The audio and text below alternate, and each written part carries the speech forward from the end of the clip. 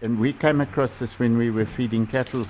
They were drinking on the river, and the others were drinking on a drinking trough.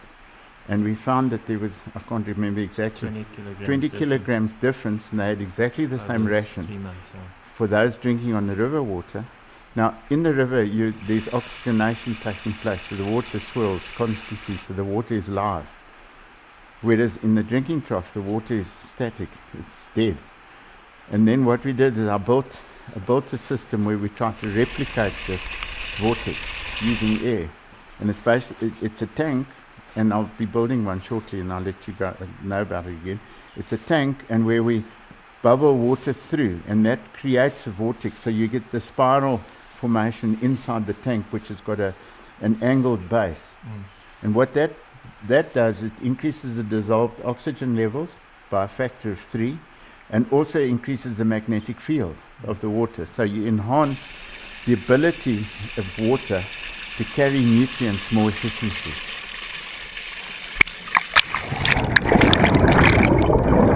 Yeah, you energize water, even for human consumption.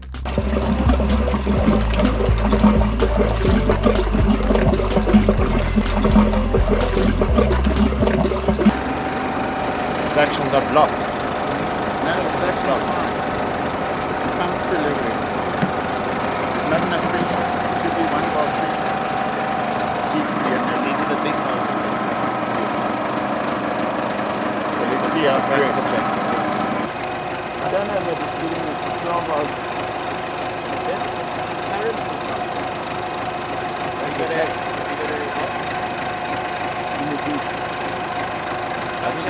I think probably I've got a problem with that battery. It's not fully charged. It'll make me need it. Check the voltage. No, there's not adequate voltage.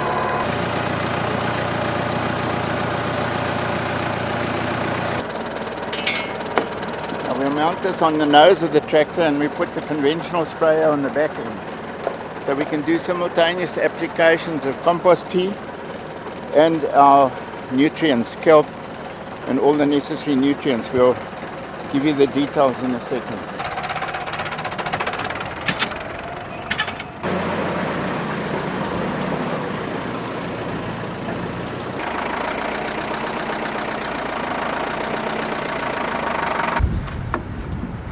So I'm going to increase the width on this thing. Sorry, I say when you make something homemade, you've got to take into account other aspects. And I wasn't aware that this was narrower than the front linkage mounting, but we'll get it sorted. I've just got to remanufacture the bracket. That's not a train smash. Okay, thank you. Just going to change the width on this now.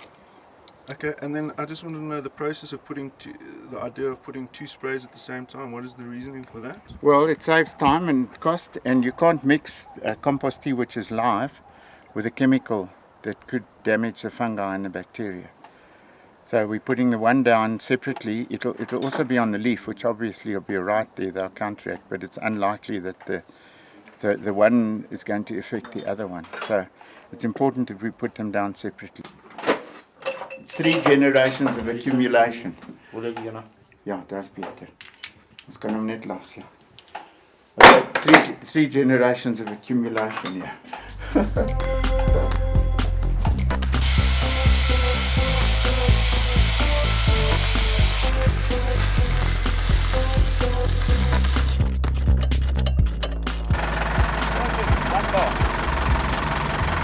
Perfect pressure, 1 bar.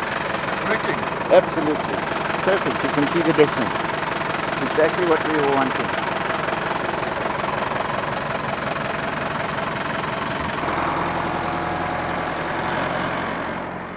Successful. Well, we hope so. We're going to try the compost tea now. We just hope that's going to work. We've got to run the compost tea into that front tank. And we've still got to check the filter systems. I just hope it's not going to block, because the previous system's all blocked. That's why we designed it like we have. So we're going to see if we can sift it before we need to put it in. That's the big thing.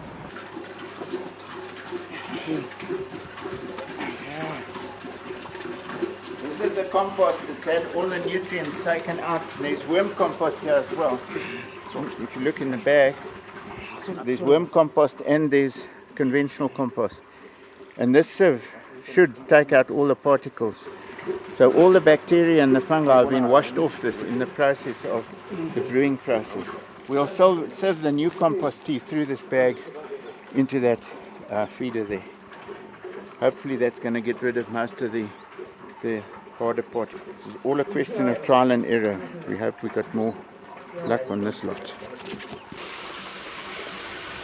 Now that's got molasses, humic acid, and you notice there's quite a lot of finer particles, but they were lying in the bottom of the pipe. So we'll turf that on the grass. So the filtration is quite important if you want to apply it this way. If you're just applying it with a garden sprayer, then it's of course no problem at all. But in a commercial thing, and this is where we had trouble with the sprayer that's on the back, was the particle size. Because it's a live material, it's not necessarily doesn't got particles. It's almost like algae, and it tends to block the filter. So this is the first time we're getting around to doing that. So hopefully we're going to achieve that objective. This is what we'll be adding in the back sprayer. It's kelp fish and fulvic acid. We put it in at between 2 and 3 liters per hectare in 100 liters of water. And we're hoping that by the fact of this Vortex principle, that we not only oxygenating the water by adding the air, but we're also increasing its ability to hold nutrients. So the dissolved oxygen levels are higher than normal, and also the magnetic field changes as a consequence of the rotation. So looking at all the combination of all the facets, we're hoping it will enhance the growth of the plant. And we'll be doing experiments and looking at what the consequences are. Yeah, we'll try the compost tea now. We'll see if the nozzles are blocking or anything that's happening, and if it's consistent. I mean, as you know, previously we had that challenge. Hopefully we're going to be able to overcome that now.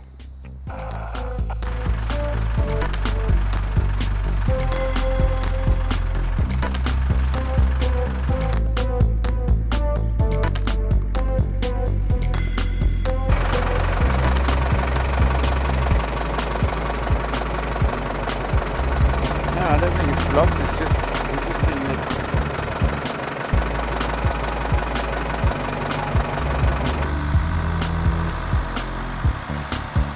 the volume that we're expecting, 20 liters per minute, it's not going to go through this filter. So we'll take it out and see what happens. If you look at that, it's not like it's a sand or a grit or anything. It's like an algae, almost an algae. And a conventional sprayer will never work with it, let alone a dripper spray or micro. So you're going to put a... So hopefully we've got no filters on there now. We'll see what it happens. We'll see what happens with the blocking. Watch those hydros in front of you. Yeah. You got your writing book. Well, before the middle of the winter, probably a good 3 months, 4 months, to try and find solutions to how to apply it and how to filter it and what kind of pumps, and there's nothing on the shelf there's nothing available anywhere. Australia and the UK, it's all small scale vegetables and stuff like it. There's none of it that's commercialized at all. So this is the most exciting part about it, is that I think that we've got it, hopefully, I think we've got it waxed. Because it's significant in terms of what it can mean. Now we just need a bit of rain to be able to see the response. What do you do? At last. Yes, 6 months later. 6 months, like 9 months later. So most people are not aware of the dangers of spraying the ordinary farm chemicals that we normally use. And we would never consider operating the way we're doing now. I mean, you can afford almost to drink the stuff. There's nothing harmful at all.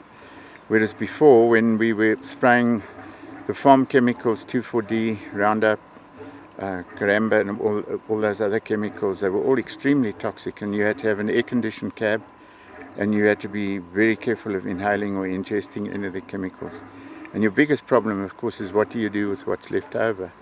Where do you dump it without affecting the environment? So this is really the way to go. I mean, there's lots that we're learning and lots that we've still got to know, but as I say, I truly believe that this is the future.